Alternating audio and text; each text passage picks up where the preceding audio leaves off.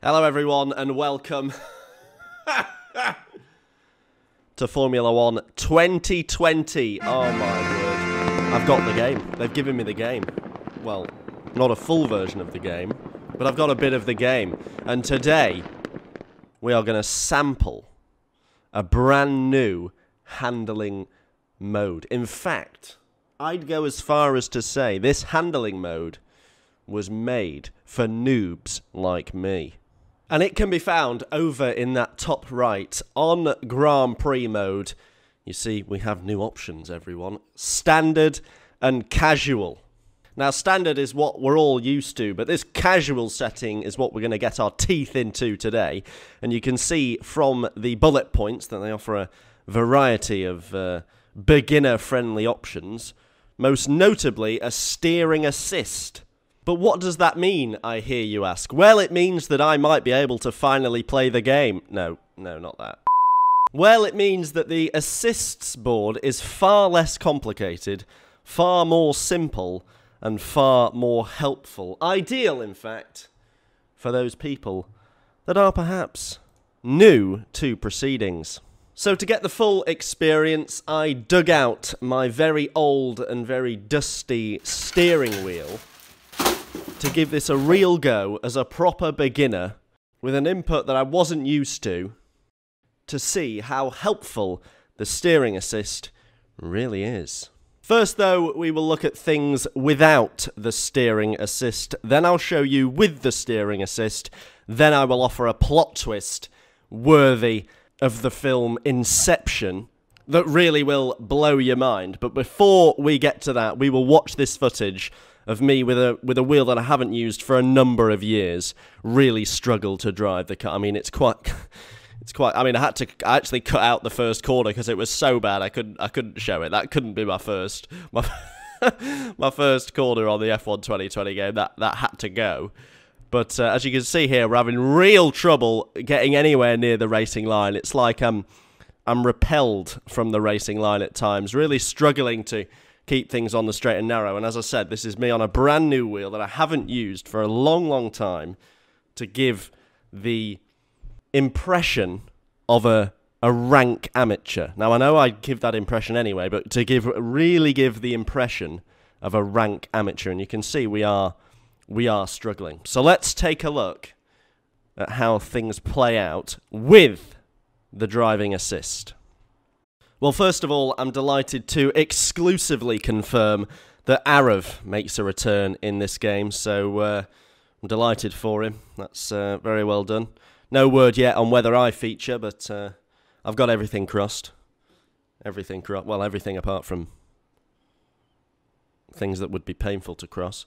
So here we go then. Let's try this steering wheel assist before we drop that plot twist straight from the set of Inception. So down we go towards turn one, and what we're going to expect to see here is a bit of help with the old steering input. Now, you see, this is very interesting. It's like I'm being ever so slightly sucked towards the racing line. I'm being ever so slightly just guided on.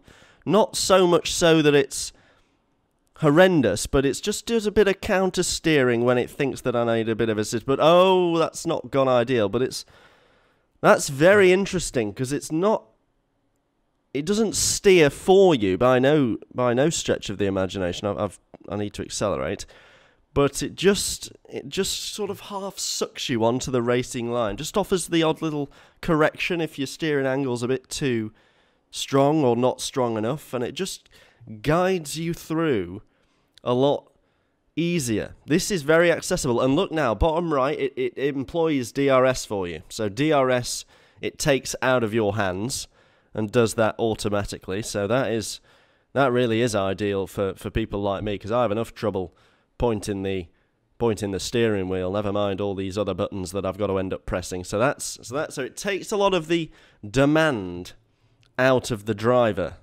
But what we're going to do on the start-finish straight is I'm going to try and spin out. We're going to see if it tries to correct you so much so that it's not possible to spin out on the straight. So we're going to go for a real wiggle down here. It's deployed DRS for me once again. That's helpful. So I suspect I should be able to spin out. Oh, it is difficult, but no. Oh, dear. Yeah, no, that's definitely possible. Yeah, you can lose control. There can be no doubt. Oh, and it auto resets for you.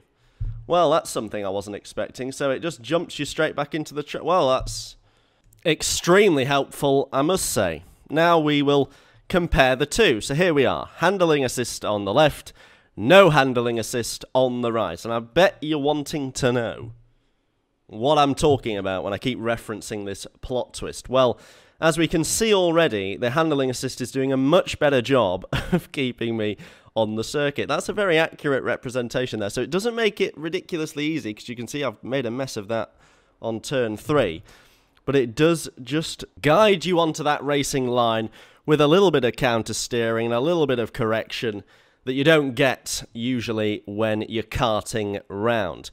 But the interesting thing about these two pieces of footage is that the no handling assist that I showed first, and it actually looks like I'm driving round with my feet at times. That's actually a brilliant video idea. Driving with my feet. Anyway, that no handling assist footage that I put first was actually recorded second. So I had more experience on the game and with the wheel for the footage, which is, well, as you can clearly see, considerably worse. So that to me is an excellent demonstrator of the impact of the handling assist, because it shows there, with less experience, I'm spending more time on the racing line. And this is a feature that is going to lower the barriers to entry for the F1 game, and you know, that's something I'm all for. Something I'm all for. Well done. Well done, everyone.